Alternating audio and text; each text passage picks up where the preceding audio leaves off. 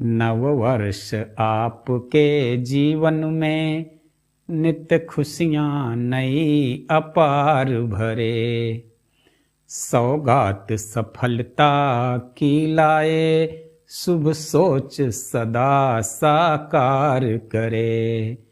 तन स्वस्थ रहे मन मस्त रहे, जीवन पल पल आनंदित हो। संबंध शाश्वत सरल रहें, संबंध शाश्वत सरल रहें। सुख शांति सदा संवर्धित हो, सुख शांति सदा संवर्धित हो। सब सूल राह के फूल बने, सब सूल राह के फूल बने। हर लक्ष्य सदा आदर्श रहे, बस यही कामना है प्रियवर, बस यही कामना है प्रियवर। मंगलमय नूतन वर्ष रहे, मंगलमय नूतन वर्ष रहे, मंगलमय नूतन वर्ष रहे। नववर्ष की इन तमाम शुभकामनाओं के साथ आप सभी दोस्तों को राजेंद्र वर्मा राज का सादर नमस्कार। दोस्तों, समय के अविरल प्रवाह के साथ चलते हुए हम सब अपने जीवन के अग्रिम वर्ष में प्रवेश कर गए।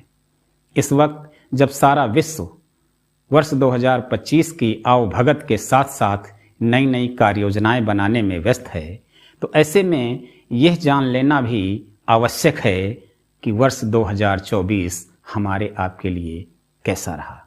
तो आइए डालते हैं एक सरसरी नज़र वर्ष 2024 पर यादों के झरोखों से। शुरुआत राजनीति से करते हैं। राजनीति की दुनिया में यह वर्ष काफ़ी अहम रहा। इस वर्ष भारत में लोकसभा के अलावा 8 राज्यों में विधानसभा चुनाव भी हुए, जिसमें लगभग हर राजनीतिक दल तथा उसके नेता राज्य के लिए नीतियों की धज्जियां उड़ाते नजर आए। दिल्ली के मुख्यमंत्री अरविंद केजरीवाल और झारखंड के मुख्यमंत्री हेमंत सोरेन को जेल की हवा तक खानी पड़ी। 22 जनवरी को अयोध्या में राम मंदिर की प्राण प्रतिष्ठा भी लोगों की दृष्टि में एक बड़ी राजनीतिक घटना ही रही। माह फरवरी में देश की सर्वोच्च अदालत ने चुनावी बांड पर बड़ा फैसला देते हुए इस योजना को असंवैधानिक करार दिया और उस पर रोक लगा दी। अप्रैल से लेकर जून तक जैसे जैसे मौसम का पारा चढ़ता गया, वैसे वैसे राजनीतिक सरगर्मी भी लगातार बढ़ती गई। इस बीच देश में लोकसभा के चुनाव संपन्न हुए। 4 जून को जब ईवीएम खुली और चुनाव नतीजे आए तो एग्जिट पोल करने वालों की बोलती बंद हो गई और उनके सारे पूर्वानुमान लगभग ध्वस्त हो गए। हालांकि सहयोगी दलों की मदद से भाजपा ने बहुमत का जादुई आंकड़ा जरूर छू लिया और नरेंद्र मोदी तीसरी बार देश के प्रधानमंत्री बने। देश के इतिहास में 62 वर्षों बाद कोई राजनीतिक दल लगातार तीसरी बार सत्ता में आया।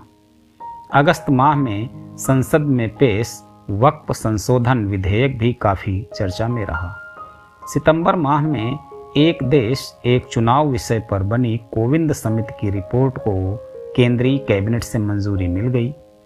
इसी वर्ष नवंबर के महीने में कांग्रेस उम्मीदवार प्रियंका गांधी ने केरल से लोकसभा चुनाव जीतकर अपनी राजनीतिक पारी का धमाकेदार आगाज किया। खेल जगत के लिए वर्ष 2024 बेमिसाल रहा। इस साल भारत ने क्रिकेट, टेनिस, हॉकी और चेस से लेकर पेरिस ओलंपिक में अपना लोहा मनवाया। इन खेलों में भारत के श्रेष्ठ प्रदर्शन ने देशवासियों को गर्व महसूस कराया। 30 जून को भारतीय टीम ने दक्षिण अफ्रीका को मात देकर T20 विश्व कप का खिताब जीता। एशियन चैंपियंस ट्रॉफी 2024 में भारतीय हॉकी टीम ने चीन को हराकर 5वीं बार ट्रॉफी पर कब्जा किया।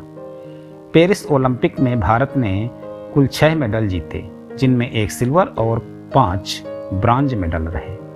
रोहन बोपन्ना ने ऑस्ट्रेलिया ओपन में मेंस डबल का खिताब जीता, तो गुकेश डी ने वर्ल्ड चेस चैंपियनशिप का खिताब जीतकर इतिहास रचा।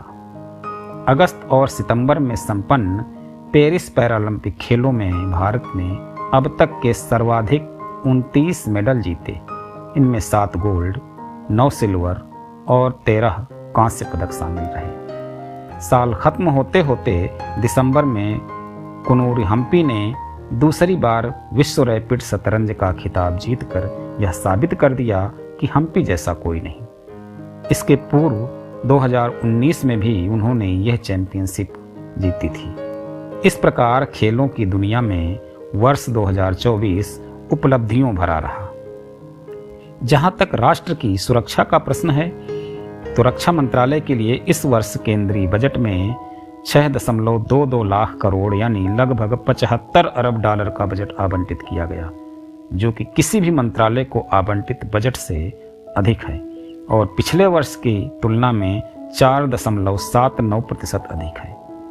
इसी वर्ष भारतीय लाइट टैंक जोरावर ने 4200 मीटर से अधिक की ऊंचाई पर सटीक परिणामों के साथ अपने परीक्षणों को सफलतापूर्वक पूरा किया।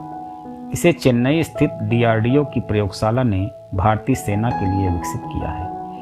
इसी वर्ष 29 अगस्त को भारतीय नौसेना ने INS अरिघात को कमीशन किया, जो कि उन्नत स्वदेशी तकनीक से लैस है।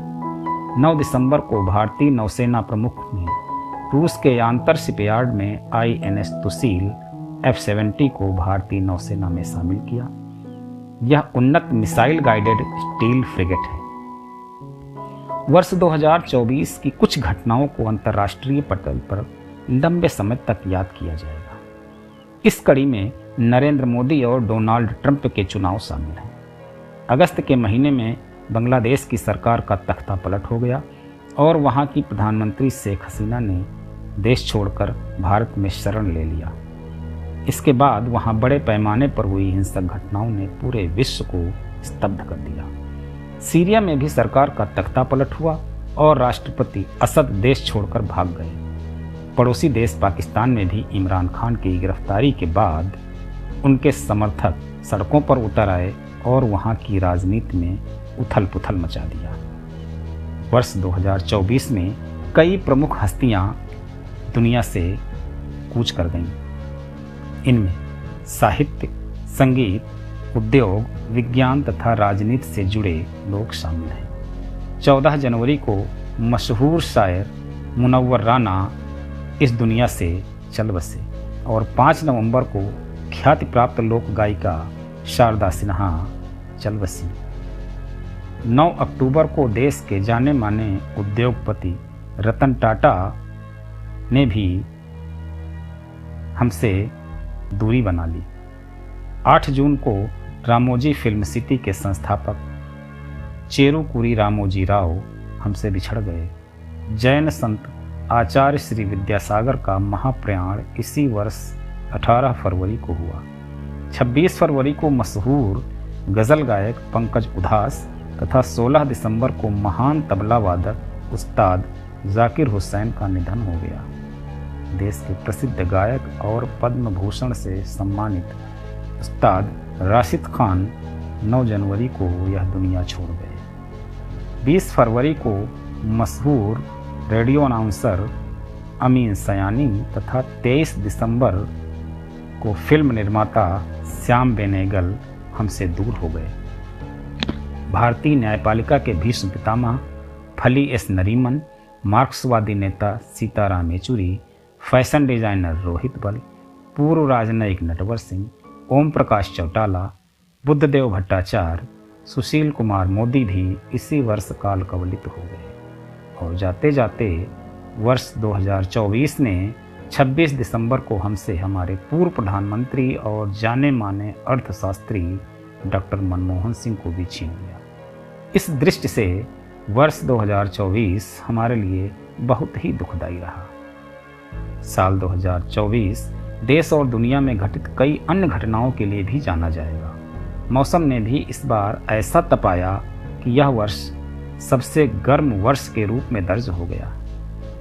इस वर्ष नीट के अलावा यूपी पुलिस भर्ती, यूपी समीक्षाधिकारी भर्ती, राजस्थान दरोगा भर्ती तथा बिहार की बीपीएससी परीक्षा के दौरान कथित धांधली ने भी युवा वर्ग में काफ़ी असंतोष और उत्तेजना पैदा किया। कोलकाता के आरजीकर मेडिकल कॉलेज में एक ट्रेनी डॉक्टर की कथित हत्या तथा उत्तर प्रदेश के हाथरस में एक धार्मिक आयोजन के दौरान हुई भगदड़ में 100 से ज़्यादा लोगों की मौत का समाचार भी काफ़ी सुर्खियों में रहा। तो इस प्रकार 2024 अपनी कुछ खट्टी मीठी यादें छोड़ते हुए हमसे विदा हो गया और 2025 हमारे साथ आ गया।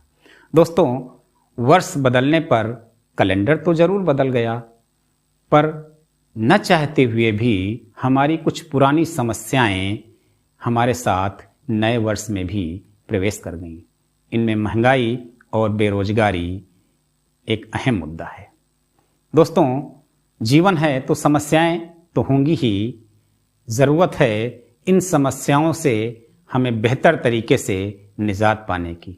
तो आइए इस नए वर्ष में इस नए संकल्प के साथ कि हम अपनी चुनौतियों का डटकर सामना करेंगे, न थकेंगे न रुकेंगे, बस अपने कर्तव्य पथ पर सदैव आगे बढ़ते रहेंगे। दोस्तों, नव वर्ष की एक बार पुनः आप सभी को शुभकामनाएं। हमारे साथ बने रहने के लिए आपका आभार।